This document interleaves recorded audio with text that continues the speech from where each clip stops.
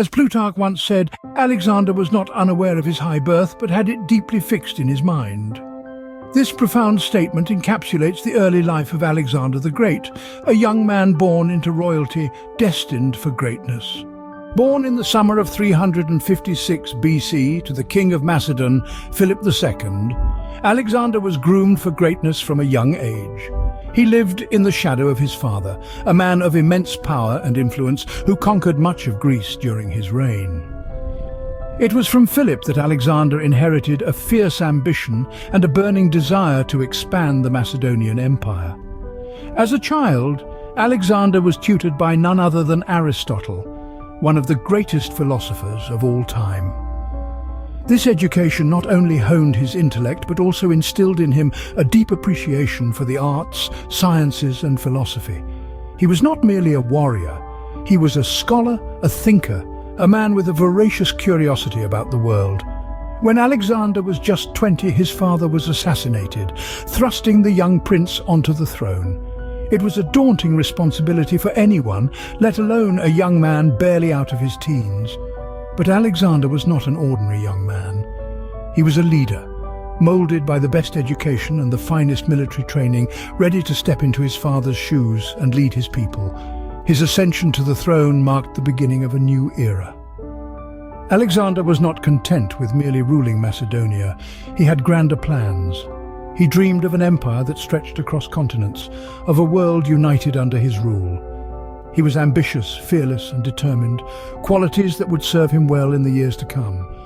With a kingdom at his feet, a young Alexander began to dream bigger, aiming to conquer the world. And so, the stage was set for one of the greatest conquests in history.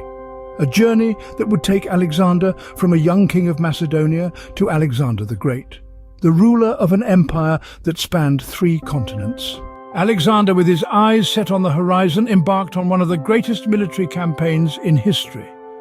A determined young man, barely in his 20s, Alexander set his sights on the grandest prize, the Persian Empire. This was no small feat, for the Persian Empire was the largest and most powerful empire the world had ever seen. But Alexander was not deterred. His campaign against the Persian Empire was marked by his innovative military strategies. He was a master of manipulation on the battlefield, using deception and surprise to his advantage. His armies were flexible, able to adapt quickly to changing situations. Alexander himself led his troops into battle, sharing their hardships and dangers, earning their loyalty and respect. And then there were the battles. The Battle of Granicus, where Alexander's forces were outnumbered yet emerged victorious, was his first significant triumph against the Persians. Then came the Battle of Issus, where Alexander's strategic genius outmaneuvered the larger Persian forces, resulting in a decisive victory that shook the Persian Empire to its core. But it was the Battle of Gaugamela that truly cemented Alexander's status as a military genius. Despite being heavily outnumbered, Alexander's forces defeated the Persian king Darius III and his army, effectively marking the end of the Persian Empire. Throughout his campaign, Alexander remained undefeated in battle. His persistence, strategic brilliance and charismatic leadership contributed to his remarkable military success. His innovative tactics and strategies continue to be studied in military academies around the world today. One by one, kingdoms fell, and Alexander the Great lived up to his name. His campaign against the Persian Empire was not just about conquering territories, it was about proving a point: that a young man from a small kingdom in Macedonia could take on the mightiest empire in the world and emerge victorious.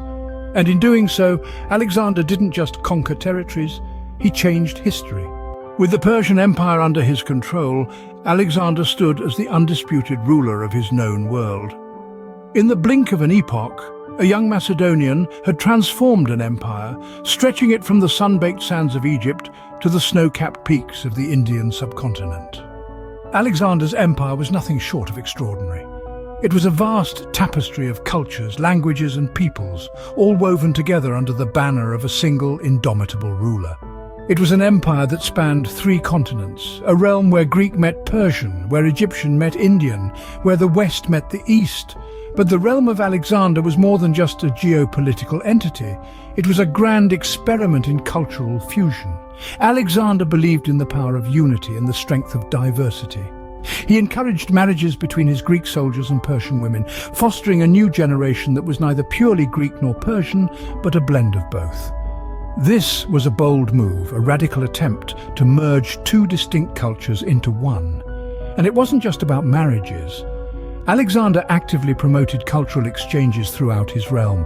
He imported Greek philosophers to educate the Persians, while Persian customs and fashions began to find favor in the Greek courts. The result was a cultural melting pot, a fusion of East and West that would shape the course of history for centuries to come. Alexander's empire was also a beacon of economic prosperity. Trade flourished under his rule, with goods, ideas and knowledge flowing freely from one end of the empire to the other. This was an era of unprecedented growth, a time when the world seemed to shrink and the horizons of knowledge expanded. Yet, it wasn't all rosy. With such diversity came challenges. Managing an empire of this scale required immense diplomatic skills and military might.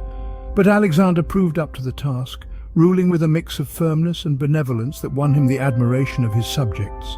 From Greece to Egypt, from Persia to India, he stood atop a world that was as varied as it was vast, a world that was truly at his feet. But even the great cannot escape the inevitability of mortality.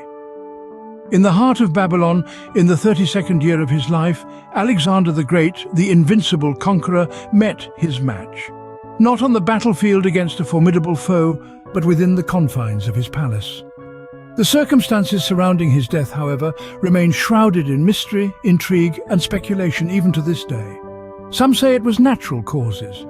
After all, Alexander was known for his excesses, indulging in food, wine, and the relentless pursuit of conquest. His body, no matter how robust, could only withstand so much. Fever, fatigue, and the relentless march of time may have finally caught up with him. Others, however, whisper of darker deeds. There are tales of poison, of a silent assassin slipping through the palace corridors. Alexander had made many enemies in his short but eventful life. Was it a disgruntled subject, a spurned lover, or perhaps a jealous rival who sought to bring about his premature demise? There is a theory that he may have succumbed to malaria or typhoid, diseases prevalent in ancient Babylon. Some even speculate that he might have been struck down by the same illness that claimed his father, Philip II of Macedonia, a mysterious malady that led to a swift and sudden death. But regardless of the cause, the fact remains. Alexander the Great, the man who had stood astride the world like a colossus, was brought low. It was a death that sent shockwaves through the known world, a death that marked the end of an era. In the end, every story has its final chapter.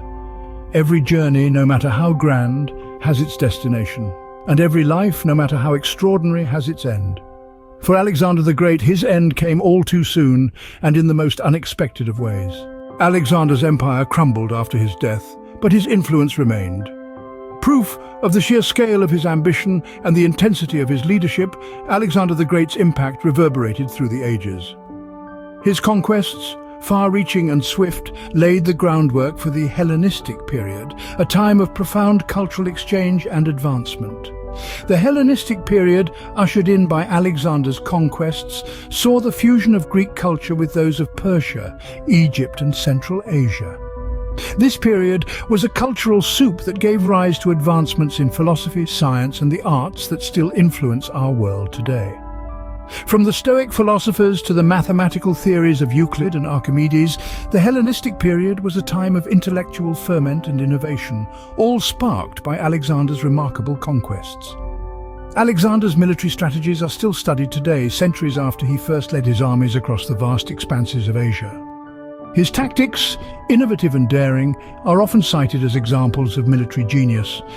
From his use of the phalanx to his understanding of the importance of speed and surprise in warfare, Alexander's strategies have informed generations of military leaders and tacticians. But perhaps the most enduring aspect of Alexander's legacy is his status as one of history's greatest military tacticians. His campaigns, marked by stealth and strategy, have become legendary. serving as a benchmark for military prowess. He remains a figure of fascination and study, his deeds and decisions dissected and analyzed in countless books and documentaries. Alexander the Great, a name etched in history, an unbroken legacy. But it leads us to ponder, how does one truly measure greatness? Is it by the lands conquered, battles won, or the lasting impact left behind? Alexander's legacy is a complex tapestry woven from threads of conquest, culture, and influence. It is a testament to his extraordinary life and the enduring power of his ambition. Thank you for watching. If you enjoyed the video, please like and subscribe.